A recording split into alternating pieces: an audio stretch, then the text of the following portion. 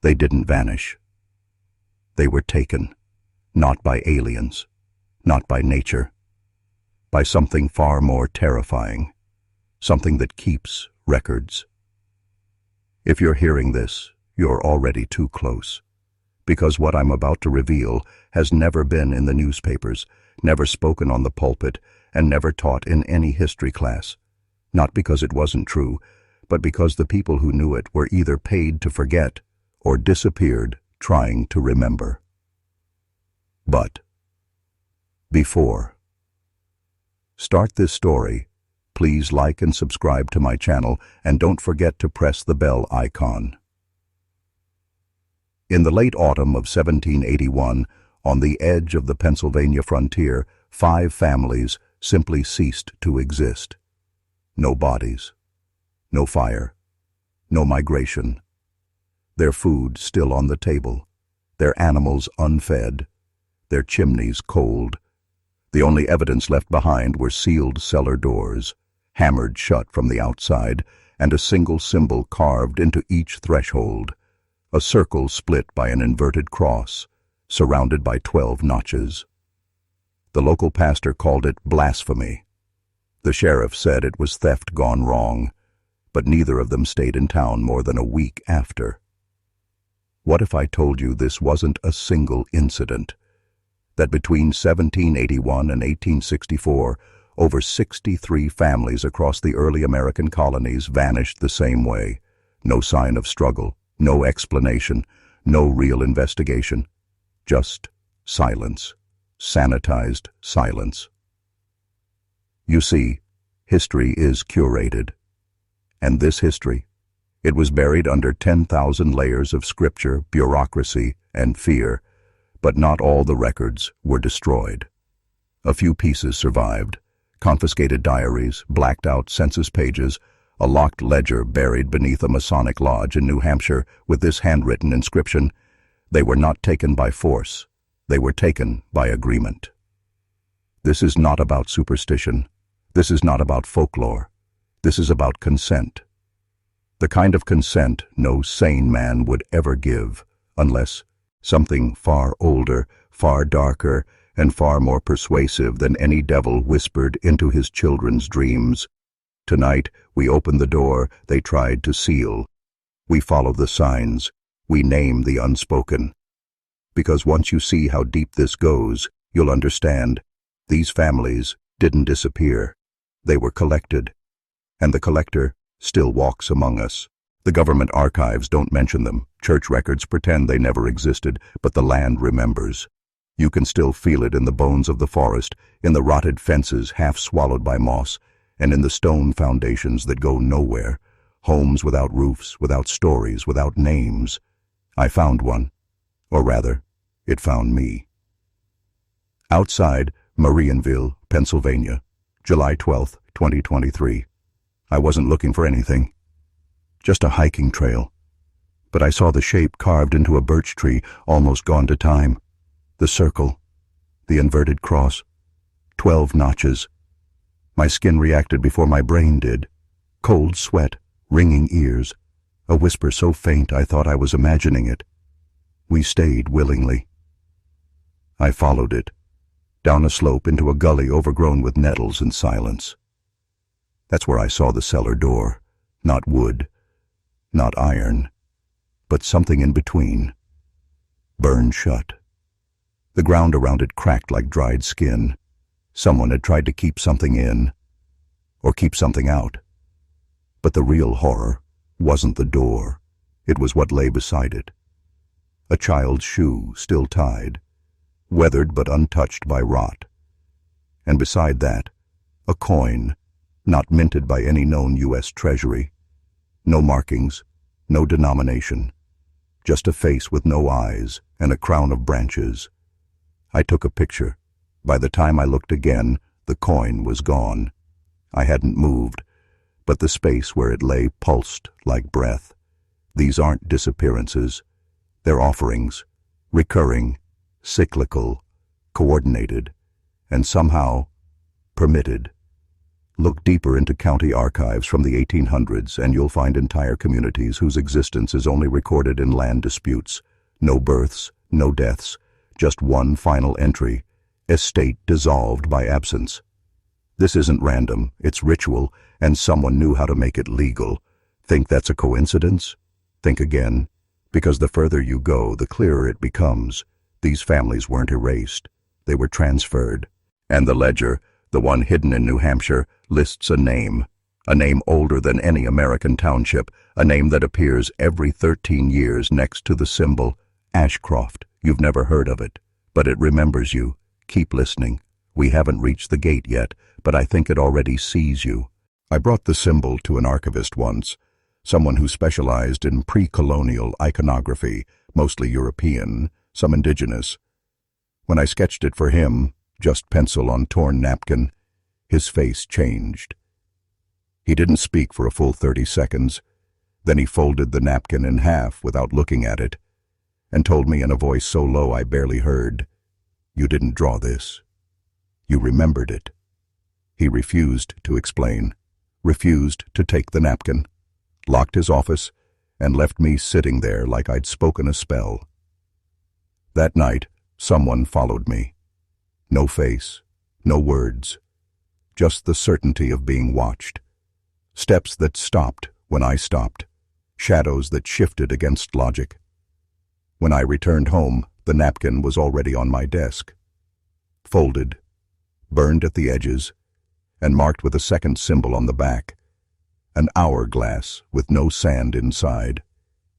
They were telling me something, or warning me.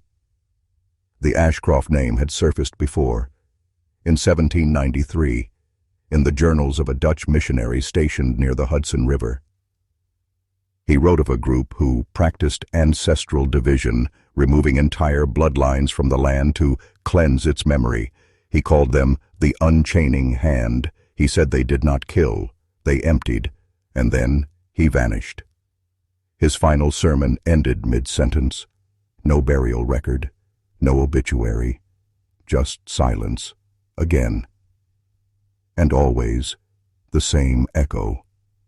Families gone with no trace, homes collapsing inward like they'd never been lived in, and that cursed symbol, scratched into beams, scrawled on the inside of window shutters, carved into the bone of livestock left behind. If you think this was a rogue cult or a local madness, you're still trapped in the illusion. This was orchestrated, protected even. Records show that 3 of the missing families had ties to early colonial cartographers, men mapping ley lines and magnetic fields. They weren't just farmers, they were observers, and maybe they saw something they weren't supposed to. Because after their disappearance, every map they ever made was quietly redrawn, edges erased, symbols removed, coordinates shifted a few degrees south. Someone altered reality to bury a scar. But scars remember, they itch, they ache, they surface, and I swear to you the land near Ashcroft, it's not silent. It whispers. We're not chasing ghosts, we're tracking a pattern, one that loops, binds, and calls. The next shift is close, and this time the pattern sees you. Ashcroft isn't on any map now, but it was.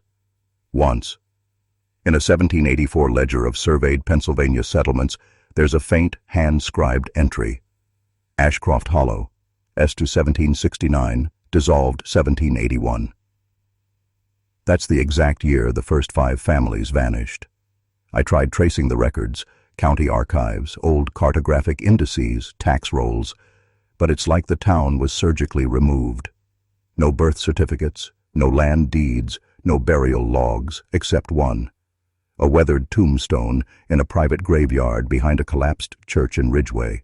No church name, no records of ownership, but the tombstone still stands.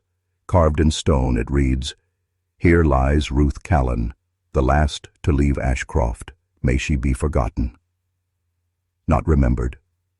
Forgotten. You feel that chill in your chest? That's not fear. That's ancestral memory waking up. We know this. Somewhere deep, Ashcroft wasn't just erased, it was offered, and the offering was accepted, because I found what's underneath that grave, not with shovels, but with sound. Ground-penetrating radar. The tomb sat above a cavity, perfectly square, 12 by 12, 30 feet deep. A chamber, sealed with iron and lime. The scan revealed the edges were marked with concentric circles, 3 of them, one inside the next. And if you overlay those rings onto the symbol we found in the birch tree, they match exactly. Whatever Ashcroft worshipped, whatever it gave itself to, required structure, geometry, ritual. This wasn't chaos. This was architecture. And here's where the pattern shifts from terrifying to surgical. Every 13 years since that first vanishing, there has been another, always rural, always near the Appalachian shadow line, always families, not individuals, entire bloodlines, always removed from land that sits on unusual magnetic anomalies, and always, always, within 6 miles of where Ashcroft once was. This is not a haunting. This is a harvest, a timetable, a machine someone or something is collecting. And if you're still thinking this is just history, let me ruin that for you. The next 13-year mark, it lands on October 2026, 13 months from now, and the land is humming again. Vibrations beneath floorboards, static in radios, children drawing shapes they've never seen. Do you understand yet? This isn't about the past. It's about recurrence. And recurrence is how gods are fed. It started with the birds. That's what the woman in Elk County whispered to me, eyes wide, hands trembling like dry leaves. Before they go, she said, the birds stop singing. She wasn't talking about warblers or crows. She meant all of them. Total silence. A hollowing out of sound itself, and then, just as suddenly, the dogs begin to whine, not bark, whine, as if something ancient, something older than fire, was already under the floorboards, breathing. I asked her how she knew. She didn't answer, just lifted her sleeve and showed me the mark. 3 circles burned into her skin, not a tattoo, not a brand, a chemical reaction. And here's the part no one tells you. Those marks don't fade, because they're not made by ink or heat. They're called. The skin responds. It recognizes something older than its own cells. She wasn't born in Ashcroft, but her grandmother was, and her grandmother disappeared when she was 7. No search, no name in the papers, no funeral, just a locked door and a mother who never spoke her name again. This is how they do it. Not with force, but with forgetting. Generation by generation, they erase the witnesses. They bury memory beneath obedience. But sometimes, one escapes the forgetting.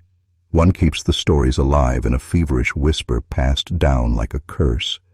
And the ones who remember, they all say the same thing. It comes back every 13. It smells like ash and iron. It speaks without words. That's when I realized this wasn't just folklore. This was a system, a programmed cycle of disappearance that loops like a record. Each track louder, each gap deeper. And now it's building again. I've seen the maps, earth temperature fluctuations like veins forming a pattern. I've seen the dreams people send me, sketches of doorways made of bone, staircases spiraling downward into mouths, and always, always, the number, 13, the number of completion, 10, a number of offering. You think this is about one town, one family? No, Ashcroft was the prototype, the testing ground, the beginning of a new calendar, one that ends not in a date, but in absence. And if you felt that silence growing in your own neighborhood lately, don't ignore it. That's the sound before the scream.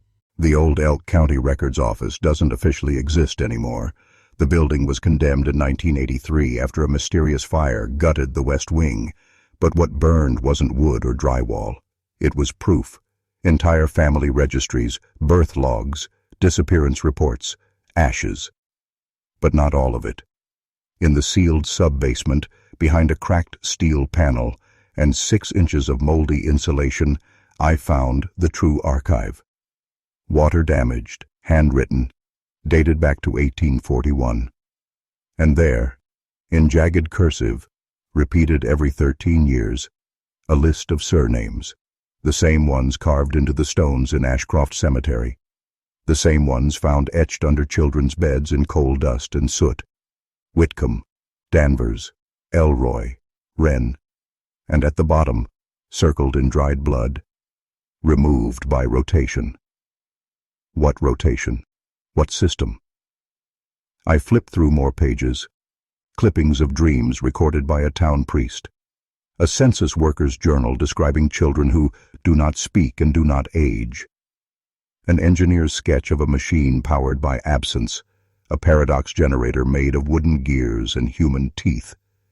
My hands trembled, not from fear, but from recognition. This wasn't random. This was engineered entropy. These families weren't chosen because of what they'd done. They were chosen because of what they were: carriers, hosts, anchors to something not fully human, not fully here, something that must feed on names, on memory, on silence.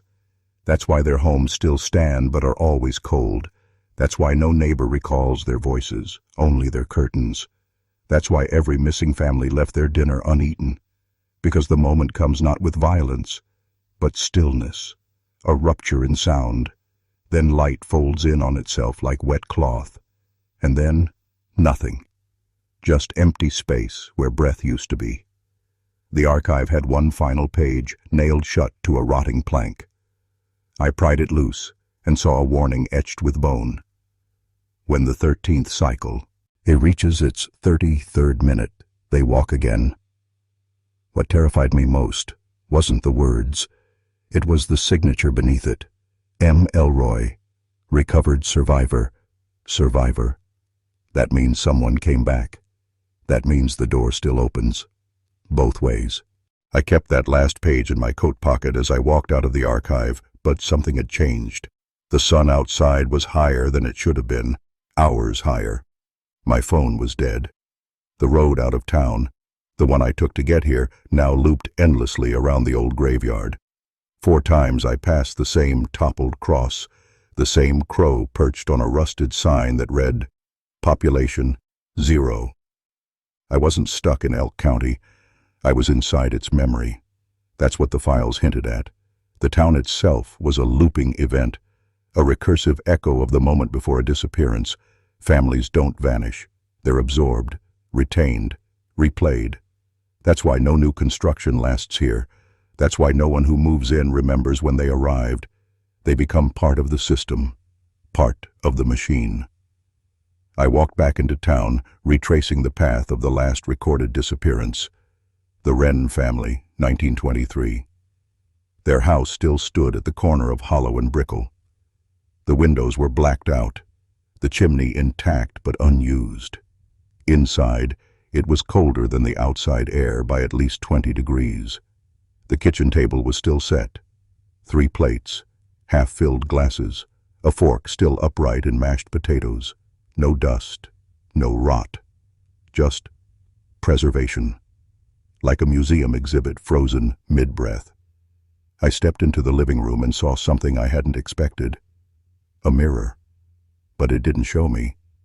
It showed them, the Wrens, sitting, smiling, unblinking. Their eyes glowed faintly in monochrome, and when I reached out, the youngest, a girl no older than 5, turned her head to look at me, and smiled. Behind the glass, time moved. Behind the glass, they lived. But they were watching, and the moment I touched that mirror, I heard the floorboards creak upstairs. The kind of sound that only happens when something is coming down. The creaking steps weren't random. They followed a rhythm, a steady descent like someone who had done it 1,000 times before. I didn't move.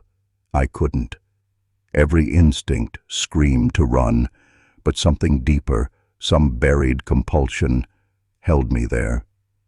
The mirror girl was still smiling. The smile was too wide now, too patient. Then I heard it, whispering. Not from the stairs, not from behind me, but from inside the walls. It was in a language I didn't know, syllables like ancient breath blown through bone. But I understood its message. It didn't want me to leave. It wanted me to remember. The Wrens weren't taken. They were offered. Their disappearance wasn't a crime. It was a contract. A pact made long before their time, back when this town still worshipped something older than God. Something that needed families, not individuals, patterns, lineages. The mirror, I realized, was not a reflection. It was a preservation chamber. It held echoes of those who submitted, of those who stayed. And something, whatever came down those stairs, was the collector. I turned, finally, and what I saw was not a person, not fully. Its form shifted with each step, alternating between a tall man in funeral black and a spider-like thing with too many joints. Its face was a blur. The only clear part was the smile, mirroring the girl's. The thing stopped at the bottom stair and whispered a single word that made my blood seize. Next. I ran. Through the door, down the street, but nothing changed. Each house I passed showed the same signs: set tables, full glasses, paused lives. It wasn't just the Wrens, it was everyone. Every family that disappeared was still here, locked in their homes, in their last moment, perfectly still. Elk County wasn't haunted, it was feeding. And I was now part of its memory. Another piece, another name on a list that keeps growing every year without being noticed. I didn't stop running until I hit the bridge, the one that crossed over to the new highway, where the real world was supposed to begin again. But when I looked back, the town was gone. Not faded, not blurred, just gone. In its place was fog, thick and pulsing, like breath from a sleeping beast. I looked down at my hands. Dust. Not dirt, not ash. Dust, like the kind you find on old objects in locked attics. I wiped it off, but more came, as if my body had begun aging, decaying, just from seeing too much. That night, I slept in my car. I dreamt of children's laughter under the floorboards and women humming lullabies in broken Latin. And in every dream, one thing remained the same: the sound of a door clicking shut. A sound so final it seemed to slam inside my bones. I woke with a nosebleed and a single name scrawled in dust across my windshield: Wren. I drove for days after that. No radio, no map. Just highways and silence. I checked records. The Wrens had no living relatives. Their bloodline ended the day they vanished, or so I thought. I finally found something, an obituary from 1933. A woman named Abigail Wren died in childbirth. But the child? Never listed, never named. Just 2 words scribbled by the attending doctor: still breathing. That wasn't medical terminology. It was warning. I knew then what Elk County really was. It wasn't a town. It was a containment field. And someone, or something, was curating its residents like a collector guards their most dangerous items. The Wrens didn't disappear. They were archived, filed away in a place where no time passed, where no one aged, where no story was ever allowed to end. And now I had seen it, which meant I too was on the list. I began tracing the pattern, not just of the Wren family, but of all the missing households tied to Elk County. There were dozens: the Mallorys, the Brighams, the Lennox children. Each disappearance cloaked in folklore or sealed in government silence. A house burns down, but there's no smoke. A family vanishes mid-meal, but their soup is still warm. It was as if something had curated their erasure with surgical precision. I returned to the library, the one in Lock Haven, miles away from the supposed epicenter. That's when I found the ledger. It wasn't cataloged, not digitized, just a brittle, hand-bound book hidden behind microfiche. Its pages were lined with names, dates, cryptic notes, and next to each, a crude drawing of a keyhole. The handwriting changed over time, but one symbol repeated, an inverted cross overlaid with a circle of thorns. This was no religious icon. It was a seal. Every entry marked a containment, not a death, a preservation, a freezing of time. I turned to the final page, hoping for a clue, a break, anything. And there it was. Wren, A, confirmed, 1933. Extraction failed. Echo remains. Echo. A word like an infection, like something left behind that couldn't be destroyed.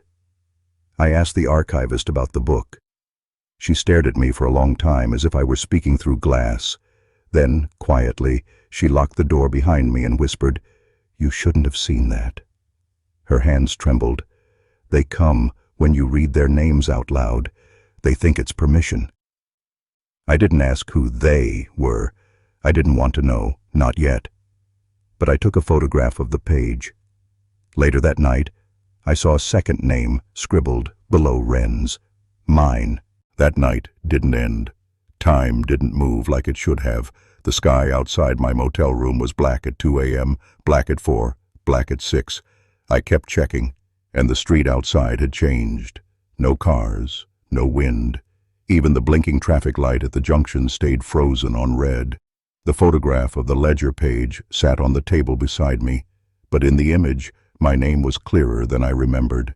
It looked etched in, not written.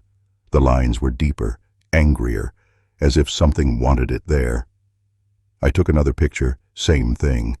My name was growing bolder each time I looked. Then came the knock. 3 slow, uneven raps against the door. Not from a fist. No, it sounded like nails. I didn't move. Then a whisper. "You turned the page." I pressed my back to the wall, heart hammering, trying to convince myself I was dreaming, hallucinating, anything. But the photograph on the table was now wet, dripping. I picked it up and the ink bled down my arm like oil. I threw it in the sink. The sink began to hum, the same frequency I'd heard in the Wren house, that unnatural, deep-pitched whine that made my molars hurt. The motel room's mirror warped, not cracked, warped like heat was behind it. And just before I lost consciousness, just before the world shifted sideways, I saw them.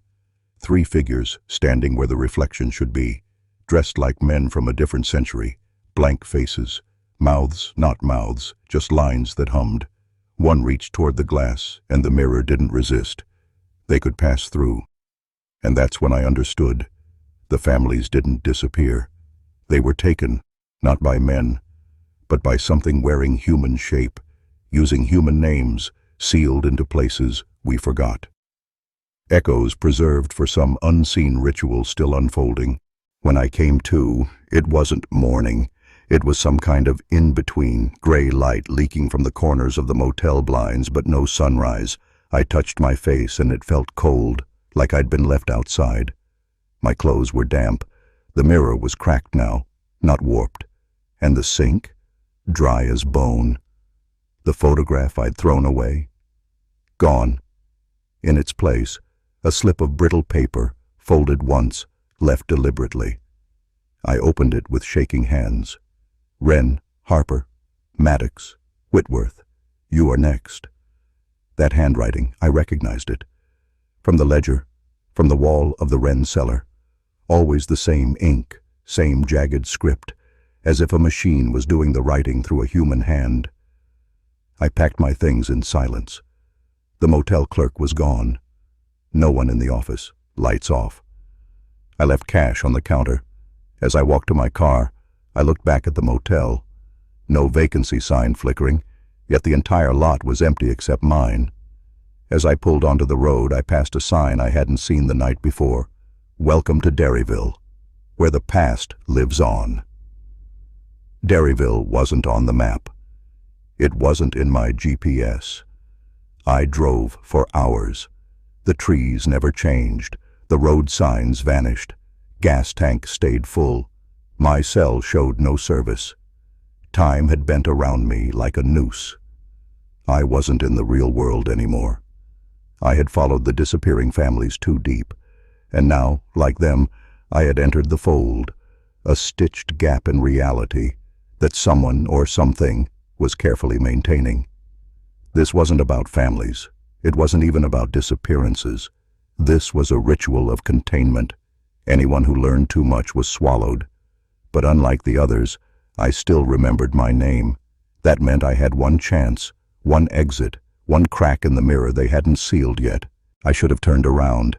I should have burned every note, every picture, every address, but something deeper had taken over, a kind of possession, but not demonic. It felt administrative, like I had become a case file that had to be followed through. At the next bend in the road, I saw the sign again. Welcome to Dairyville, where the past lives on. It had looped.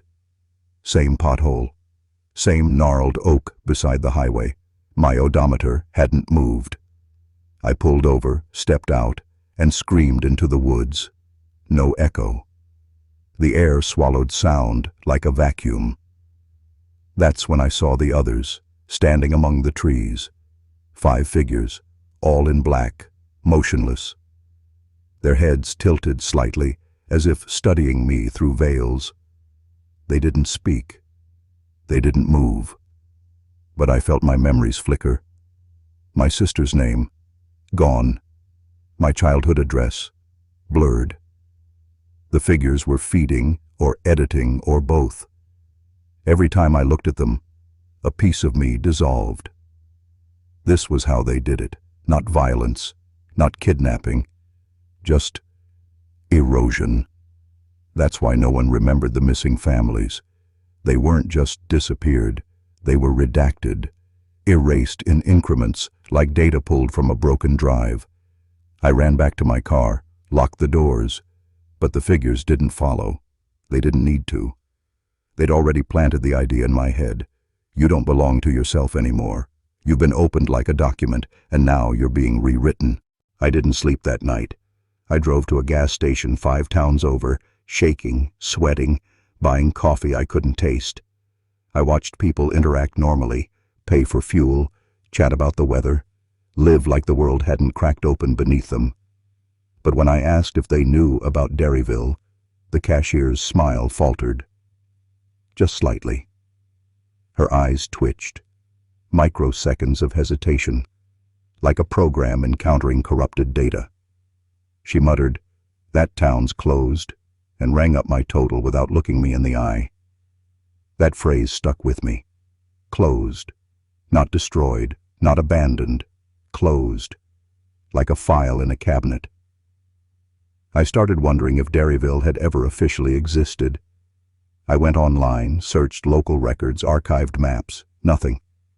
Even the printed atlas I'd brought along showed a blank patch where Dairyville had once been. When I checked again 2 hours later, the blank patch was gone. The page had no memory of ever being empty. I opened my notebook. The coordinates I'd written? Smudged. My handwriting altered. Not mine anymore. And in the center of the page, in clean black ink, I never wrote, "Stop looking." No signature, no ink bleed, no stroke hesitation.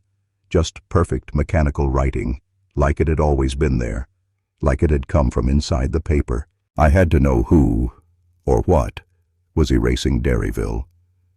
My only lead was a half-burnt newspaper I'd stuffed into my glove box weeks earlier, barely legible but still bearing the name of an old librarian from a neighboring county, Eleanor Graft. I tracked her down to a crumbling retirement home just outside Pendlow.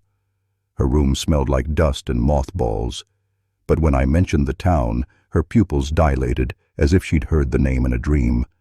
She wheeled closer. "They tried to remove it before," she whispered.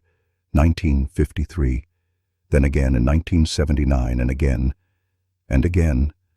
Her voice cracked with static, as if her vocal cords were rusted wires. "Some places aren't supposed to be remembered. They're containment zones, not just physical, temporal, mental." She tapped her temple with one shaking finger. "When too many disappear, the town begins pushing back, like a cancer defending itself. It deletes the ones who ask too much. I asked her why no one stopped it. She stared into the hallway like a child watching monsters shuffle past her door. Because it's not a town anymore, she murmured. It's a habit, a loop, a trap that wears the skin of geography. She died that night. A stroke, they said. But the file nurse told me something off record.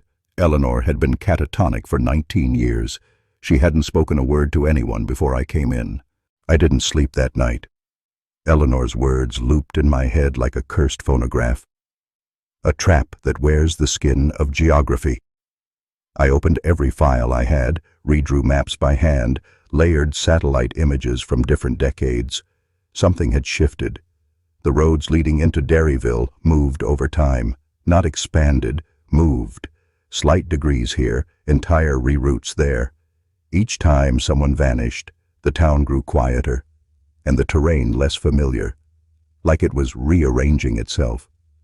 I drove back to the outer edge, parked where the road had ended 3 days earlier, and found fresh pavement stretched ahead, black, clean, unreal, a road that shouldn't be there. My GPS froze. The air was heavier, like it carried the weight of years. As I walked into the new path, I passed signs that bore no writing, just blank metal shapes. A field of them, markers without names. Then I saw it. An old house, Victorian, surrounded by bare trees. Every window was open, and inside the furniture was covered in dust exactly like the home I had visited weeks ago, except this one was facing the opposite direction. And now I could hear footsteps upstairs. I stepped inside that house like a man walking into his own death. The dust told one story, abandonment, but the smell told another. Damp fabric, burnt paper, iron. There was no sound but my own breathing, and even that felt like an intrusion. I climbed the staircase, each step groaning like it hadn't been touched in years, yet somehow still knew the rhythm of my feet. At the top was a hallway of doors, all slightly ajar, each leading to a room that felt exactly the same, frozen. Children's toys arranged neatly, beds made but never slept in, wallpaper peeling as if time had been paused mid-exhale. And then one door creaked open on its own. I should have left. But I looked, and inside was a mirror, tall, ornate, and cracked. In the reflection wasn't me. It was a boy I'd never seen before, wearing my coat, standing in a room that wasn't this one. He mouthed something silently, a warning. I blinked, and the mirror was empty. And then, from behind me, a child's voice whispered, "You're not supposed to be here yet." I didn't run. I staggered out of that house, out of that hall of impossible mirrors, down the stairs that now seemed longer than before. The front door wouldn't open. Not locked, just wrong. I turned the knob and the handle grew cold. Ice crept down the wood. I heard laughter, soft and layered, like 5 or 6 children whispering in rhythm. "You came back too soon," one voice said. "You never left," another replied. I kicked the door and it swung open, not to the foggy field I'd entered through, but to the main street of Derryville.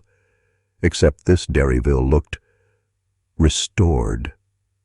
Shops alive, lights on. A woman across the street sweeping her porch looked up at me and froze. Her mouth dropped open, broom falling from her hands. I turned around. The house was gone. In its place was an empty lot, freshly dug, with a wooden stake that read, "Plot number 17, reserved."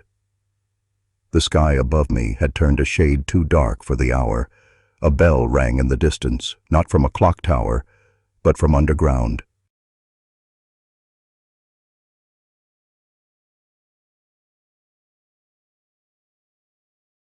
I walked forward, like a man sleepwalking through another man's dream. The townspeople were watching now, from windows, from porches, from behind curtains that snapped shut the moment I met their eyes. They weren't hostile, they were afraid, and not of me, of something I might have brought back. A boy, maybe 7, stood still as stone near the general store, clutching a cracked photo frame. He looked up at me and whispered, "It's always you, every time. But you never remember." I wanted to ask what he meant, but a siren wailed. Low, old, mechanical. Not police. Not fire. Something older. And that's when I noticed. The town clock tower had no clock. Just a gaping hole, and from it, a length of rope descended like a noose. The people didn't run or scream. They simply knelt. All of them. One by one, on sidewalks, in doorways, kneeling like a congregation waiting for punishment. I stood alone, the only one upright, and behind me, from that empty lot, the sound of footsteps began to rise. I turned around slowly, unsure if I was still breathing. The lot behind me was no longer empty. It looked different, like it had collapsed inward. The grass was gone, replaced by scorched, cracked earth in the shape of a perfect circle. In the center, a door, not a structure, just the door itself. Freestanding, aged wood, iron hinges rusted and bent at angles that defied logic. Carvings lined the frame, symbols I couldn't understand, but which made my eyes water just looking at them. The people were still kneeling, but now they were whispering, and I could hear them. Not words, but the sound of memory, of my mother calling my name, of screams I couldn't place, of silence, roaring like the inside of a coffin. The child's frame shattered against the ground as he dropped it and covered his ears. I stepped closer to the door, against every instinct I had left. And as I reached out, the air went dead still. No wind, no breath, no sound. Only the feeling that whatever I had lost was about to open its eyes. My hand didn't touch the door. It hovered, an instinctive recoil, like a magnet forced against itself. But that was when the door breathed. The air pulsed outward like a heart beneath soil. From the crack in its side came a faint whisper, not human, not entirely sound. It knew my name, not just the name I answer to now, but the name I'd buried, the name they took from my grandfather, the name my family was told to forget. Behind me, the people in the town began to rise, not all at once, but in a pattern. Each pair of eyes locked directly onto me, and each face had changed. Their skin looked thinner, stretched like paper soaked in oil.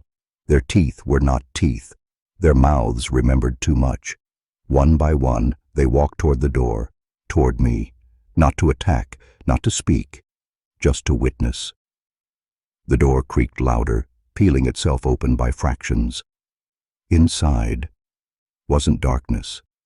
Inside was us, every version of us, screaming, collapsing, burning, smiling, the ones who disappeared, the ones who stayed, the ones who forgot. I should have run, but it was already too late. The door had chosen me, but I stepped forward. Not by will, by memory. The air between me and the threshold turned thick, like wading into a swamp of human emotion, shame, longing, fury, betrayal. My foot crossed into the door's frame, and sound collapsed. No wind, no breath, no heartbeat. The world beyond that door wasn't another place. It was the real one, the one they'd built our world to hide. And standing there, at the edge of inversion, I saw them, the disappearing families, every single one, alive, still trapped, still performing. They weren't gone. They'd been folded, layered into a loop of obedience and sacrifice, forced to play the same scene again and again, waking, eating, dying, waking, eating, dying. Their eyes found mine, not pleading, not screaming, but commanding. They needed a witness. They needed an exit. Behind me, the door frame splintered, rejecting any thought of retreat. I'd crossed the boundary of ignorance. Now, I was one of them. Unless I found the core, the origin, the first vanishing, the first betrayal, and I'd seen the map. It was under the house, under my house. The ground beneath the false families gave way to something older than stone. Layers of memory sedimented into architecture, each level descending deeper into origin. As I moved downward, the environment changed not by sight, but by sensation. Each step was colder, heavier, as if time itself thickened around me. I passed scenes that weren't part of my life, yet they recognized me. A woman bathing a faceless infant in a tin bucket. A boy being taught to never open the cellar door. A family seated for dinner with hands tied behind their backs, smiling. These were not hallucinations. These were stored actions, sealed into the foundation of the lie. At the lowest level, I found the well, bricked up, bleeding around the edges. It was here the first family disappeared, not by force, but by offering, to escape war, debt, dishonor. One by one they walked into the well and emerged, rewritten. Blank, perfect, productive. They were the prototype, and from their pattern, the entire ritual of vanishing was born. I stepped closer to the well. My reflection was not alone. The well didn't echo when I called into it. It remembered. That was its purpose. Not water, not depth, but retention. Every voice it swallowed, it kept alive. Every secret, every vow, every plea not to be forgotten. And as I leaned over it, something responded, not in words, but in pattern. A rush of images behind my eyes, fields turning to ash, a father sewing his own mouth shut, a census taken in blood. I saw the first child who had ever been erased. He had no name, only a ledger entry, corrected. His family had been replaced overnight, quiet, obedient copies with manufactured grief. They had even wept convincingly, but they weren't mourning, they were performing. That was the horror. The ritual of disappearance wasn't destruction, it was refinement. The system beneath this town didn't punish you for being broken. It punished you for being unpredictable, and every family that vanished had simply failed to follow the script. I backed away from the well, but the sound followed me, footsteps in my own rhythm, breath in my own chest, as if the well had made room inside me. By the time I returned to the house, it wasn't a house anymore. It had sloughed off its charm, its warmth, even its geometry. Windows sealed shut with waxy flesh, doorways narrowing as if recoiling from use. What had once been a family's shelter now resembled a chrysalis. Something had already shed its form.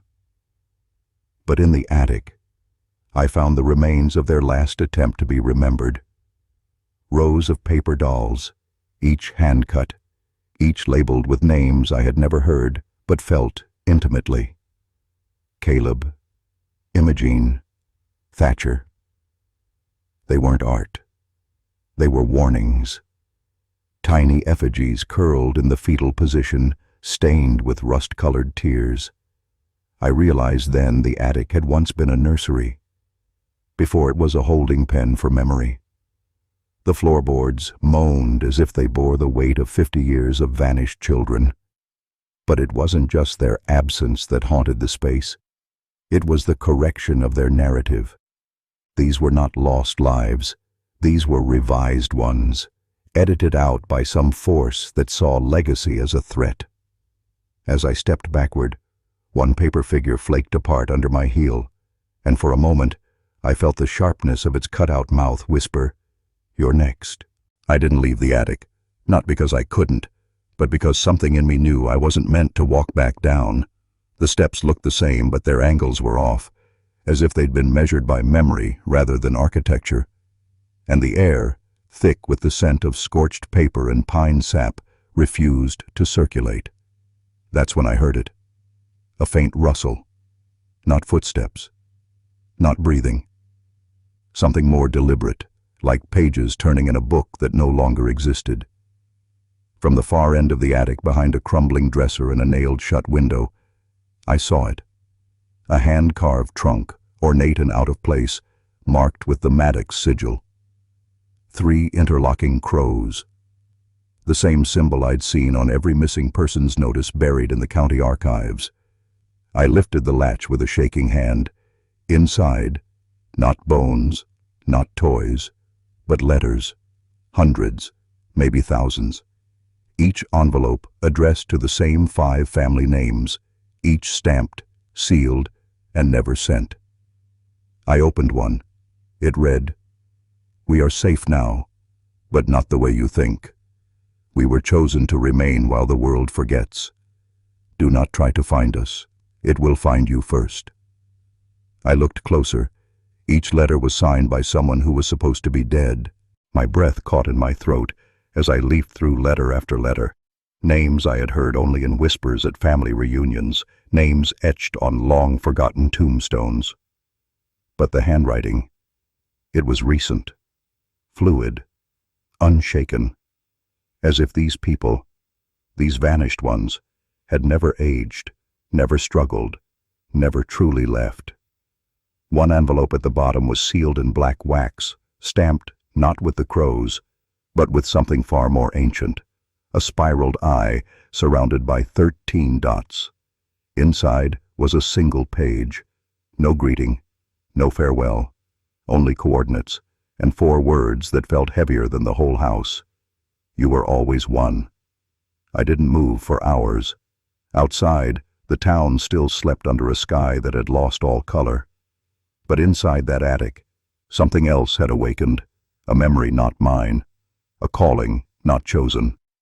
And when I finally stood, the floorboards did not creak.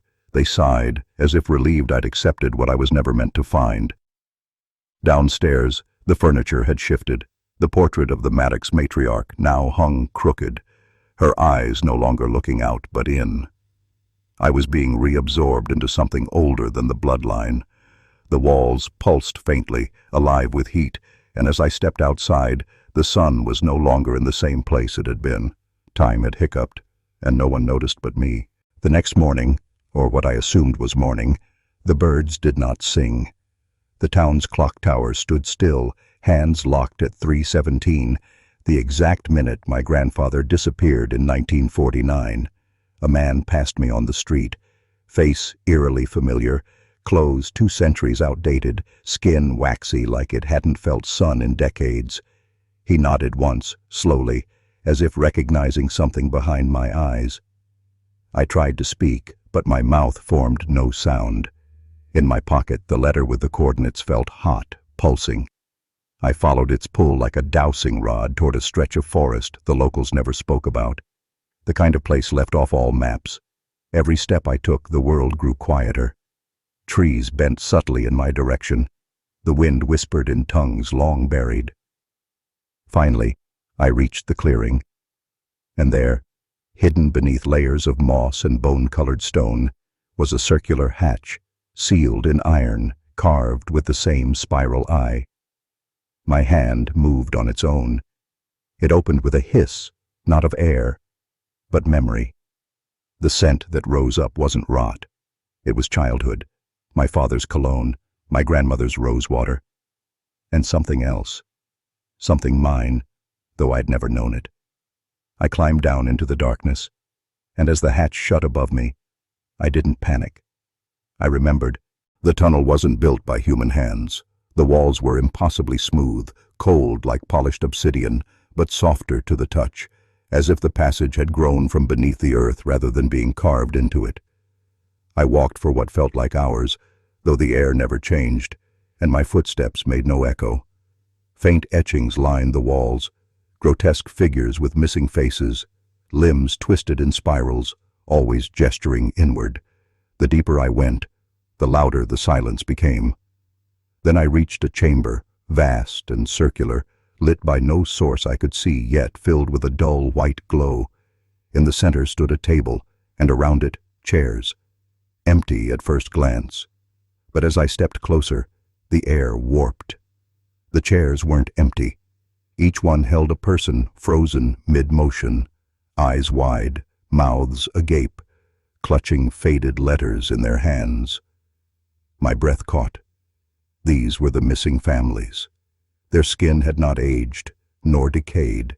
They had simply stopped. I reached for the nearest hand and recoiled. The flesh was soft, warm, alive. That's when I felt it, the slow, rhythmic pulse rising from the floor, ancient, measured, like a heartbeat. But not mine, not human. The chamber was not a grave. It was a womb. And it was waking up. I didn't run. I should have. But some force, older than language, older than grief, anchored me to the floor. My fingertips trembled as they hovered near the nearest frozen figure. A woman, mid-30s. Her hair still glistening with the shape of 1950s curlers. Her lips slightly parted like she was about to speak. Her pupils quivered. They weren't statues. They were aware, trapped in the exact moment they realized what had happened, right as time rejected them. The letters they clutched weren't written by them. They were instructions, identical in each hand, scribbled in blocky handwriting that twisted like roots. Do not speak his name. I looked down, and one of the seated men blinked. Just once. My knees buckled. That's when the whisper began, not from the walls, but from within me. My own voice, not my words. You brought us the last story, it said, softly, with cruel reverence. The world forgot them, but you remembered. The chamber was not their prison. It was their altar, and I was the final offering. Every missing family, every vanished soul, they weren't taken.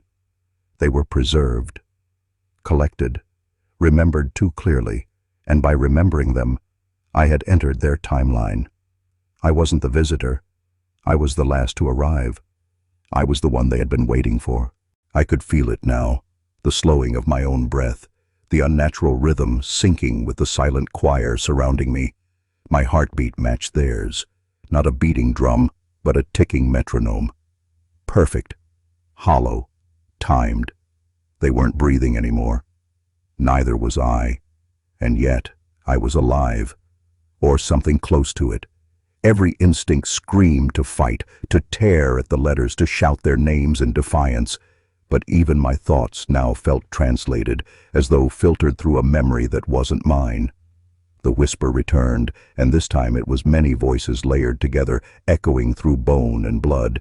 You are part of the archive now. You saw, you knew, you stayed. I staggered forward, no longer fully in control of my own steps. The room bent around me, as if the space was reacting to my surrender. And then I saw it. An empty chair in the far corner, draped in a sheet of linen so white it seemed to glow even in shadow. A letter rested on the seat. Blank. Waiting. My name was already etched on the back in that same unnatural script. I didn't sit. I collapsed. And the room exhaled for the first time in centuries. Somewhere in the world above, another house would fall quiet. Another family would vanish without trace. And no one would ask why, because to ask is to remember is to enter. I didn't dream anymore. I didn't sleep. I existed, if that's what it could be called, somewhere between witness and record, between ghost and memory. The chair never let me rise again. My body sat rotting or dissolving, I couldn't tell. But my mind expanded beyond walls, beyond time. I knew every name of every family that vanished. I remembered what they saw, felt what they feared. The archive wasn't a place. It was a function, and now I was its newest caretaker. The others had been like me, curious, unwilling to forget, obsessed with truth. That was our curse, not madness, but memory. The room grew silent, not because it was abandoned, but because it was full, layered with thousands of minds like mine, all screaming in silence beneath the floorboards of forgotten houses. No exit, no beginning, just perpetual preservation.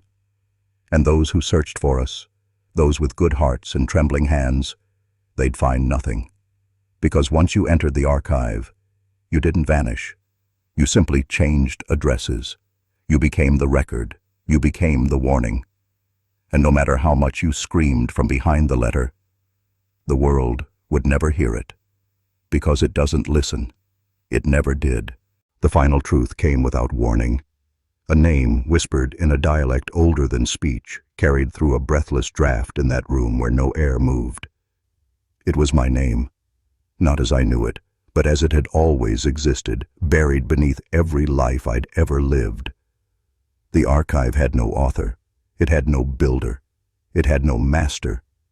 It was a cycle, a mirror held to time, feeding on the ones who looked too closely. Every letter wasn't just a record. It was a trap, a cry for help that pulled the curious closer until they fell inward, swallowed by the gravity of forbidden knowledge. And I was the final letter. Not a person, not a man, not even a voice anymore, just the closing chapter in a story that would restart the moment someone else read my words. I saw him already. A man like me, in a future that looked like the past.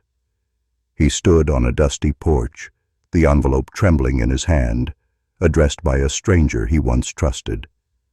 I wanted to stop him. I wanted to scream. But I could only do one thing now. I could wait, just like they did for me.